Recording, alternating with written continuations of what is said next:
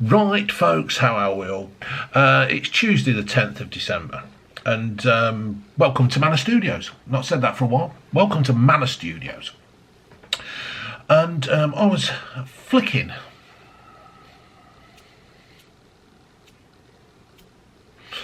through Facebook, and Lad Bible came up, and they have a headline on the 5th of December, so I'm a little bit out on this one. I've been doing other things. I've been on GB News.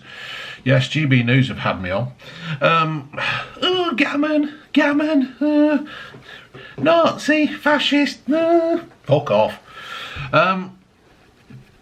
I've been on GB News, and anyway, I was flicking through this, and I found that People Can't Believe Do They Know It's Christmas is still being played in 2024 after seeing the lyrics.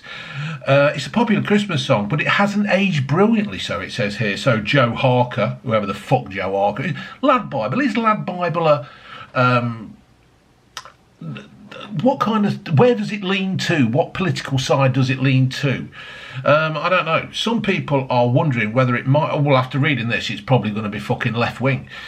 Some people are wondering whether it might be time to take Do They Know It's Christmas off the roster of classic festive tunes, as the lyrics aren't looking great in 2024. No, they were looking pretty fucking good 40 years ago when there were a lot of starving people in Africa, weren't they, though? You fucking plank. You're only a little way into the advent calendar by this point, and if you're doing Whamageddon, then there's hope you're avoiding having to hear Last Christmas. Fuck off. What's wrong with Last Christmas? Anyway, like clockwork, once it comes out, it's December, you can expect discussions over whether Die Hard is a Christmas film, blah, blah, blah, lyrics to Baby It's Cold Outside, and the problematic, do they know it's Christmas? Do they? Oh, I've never really had a problem with the lyrics of Christmas, Do They Know It's Christmas? I can't say I was a big fan of it. I think it was one of the original virtue signalling things that happened, and I think a lot of pop stars from that single and concerts made a lot of fucking money. But that wasn't what it was about. Ed Sheeran, he made it clear that if he'd been asked whether he wanted his vocals on the 30th anniversary to stay on, he would have said no. The song blends Sheeran's singing with that of Sting, and post on Instagram, Sheeran said that he'd have been respectfully declined any request to use his voice. That is quite a brave thing to do in this day and age of wokeism and trying to fit in. If Ed had said no, wow, that is quite shock from such a leading popular person in this country and the world. Sheeran wrote, my approval wasn't sought on the new Band-Aid 40 release. Had I had the choice, I would have respectfully declined the use of my vocals. A decade on, and my understanding of the narrative associated with this has changed. This is my personal stance. I'm hoping it's a forward-looking one, blah, blah, blah. Some people have said the song needs to be retired, and that the lyrics to the Do They Know It's Christmas really haven't aged well. Now, like I said, I'm not a big fan of these kind of things, but I can remember when 40 years ago when this came out, and the news from the BBC, it was pretty massive, and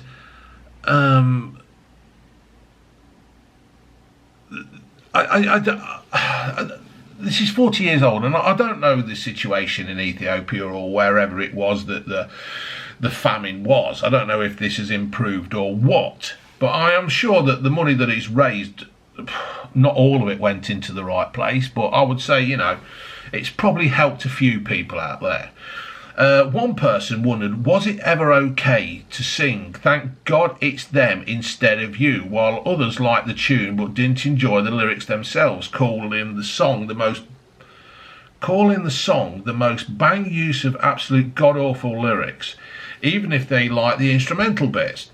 Moore pointed out that the blatant inaccuracies of some of the lyrics, as the line "There won't be snow in Africa this Christmas" is dead wrong when there's snow in Kilimanjaro.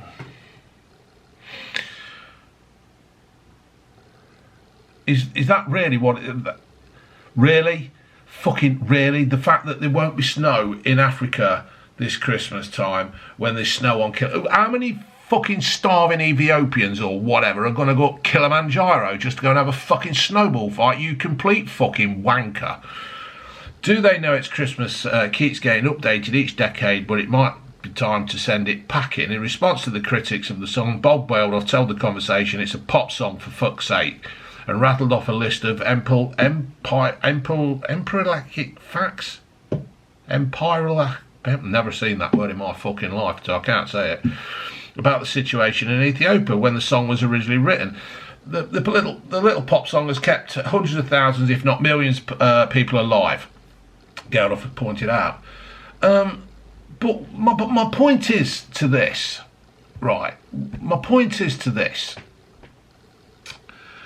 I've made some notes. Now, like I said, I'm no fan of Band-Aid and Do They Know It's Christmas. But it seems that everyone under 30, has to analyse everything from my era, from my 80s and the 90s. They have to sit down and watch things, well, from the 70s, 80s, 90s. They have to sit down and analyse stuff and then give a report on it. Anything from, I don't know, Alf Garnett on the buses, Gimme Gimme Gimme, In-Betweeners, it's there. They're all you fucking youngsters are there. You're analysing it, you're watching it, and you're saying, oh, I can't believe this was made, what happened, blah, blah, blah. That's when people could actually have a fucking laugh and a joke. And if you got fucking upset about it, fuck off.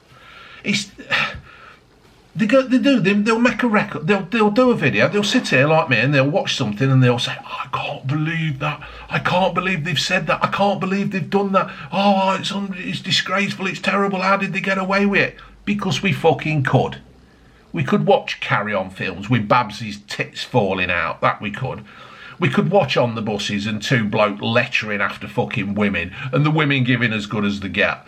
We could watch a white couple living next to a black couple in called Love Thy Neighbour and the black guy giving as good as he got. Because that's what it were. Yeah? Now, some of you might not like that. Some of you might not like the fact that we used to laugh and joke and things and take the piss. And sometimes it was cruel. I've had the fucking piss took out of me when I was younger. It's called character building. Yeah? These people, right, these youngsters of today who are analysing stuff, who are watching films and TV programmes and now listening to fucking records and stuff, they're watching our history and they're getting offended by it just for the sake of being offended. It's as if they can't get offended by fighting. They can't get offended by people coming here on boats, men of fighting age men coming on our shores.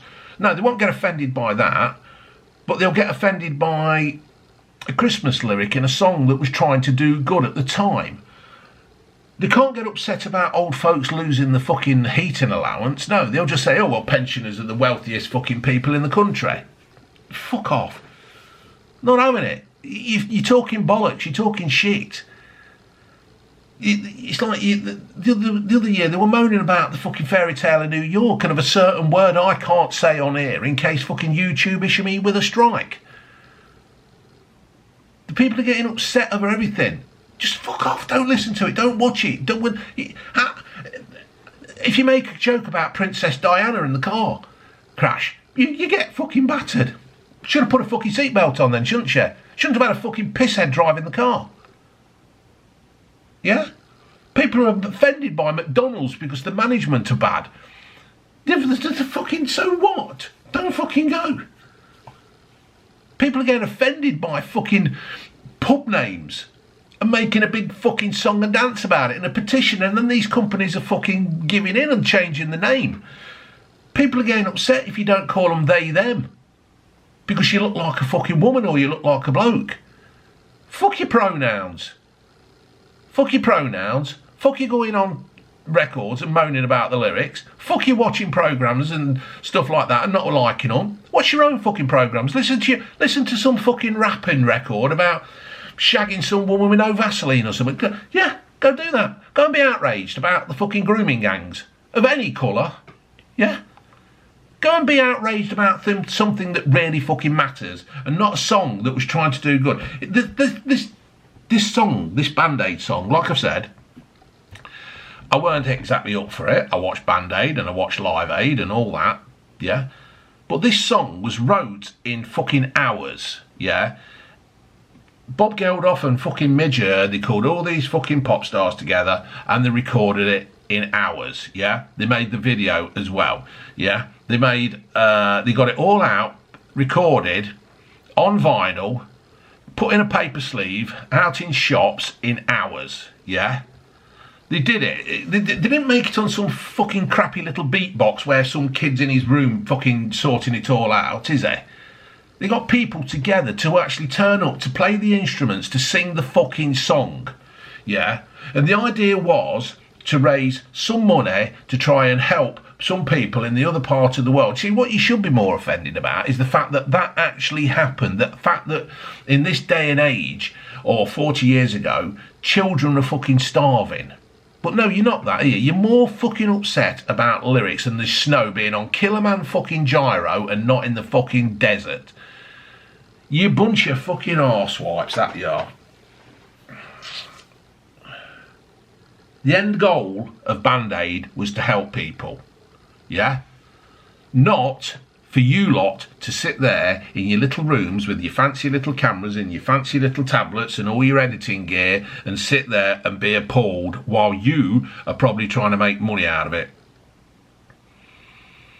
You should have been offended about what was happening 40 years ago. It's like Ricky Gervais says, isn't it? Who the fuck are you, right, to think you can... Ricky Gervais is such a clever man and I've got so much time and admiration for him. But it's like Ricky Gervais said, who the fuck are you to think that you can go through life without being offended? If you do not like it, then do not fucking watch it. Don't talk about it. There's certain things that I won't watch because I don't like them. I mean, people will say to you, oh, to me, Dave, you're getting offended, you're getting wound up again. Yeah, you're fucking right, I'm getting wound up because you're trying to fucking change things that don't need fucking changing. You're fucking mad. Anybody who's under the age of 30 and they sit there and they watch things, I mean, you weren't even fucking born. I bet your mum and dad were still fucking wanking it off, yeah, in the bedrooms while this was being done, yeah? You're fucking ridiculous. Absolute fucking disgrace, that you are.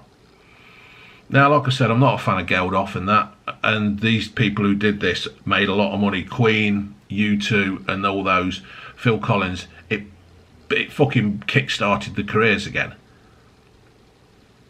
But this is just fucking ridiculous. You need to, you fucking retards out there moaning about this, you need to grow a thicker fucking skin. Get a backbone, thicker skin, and fucking move on. Alright? Comments down below. I'll be interested. Laters.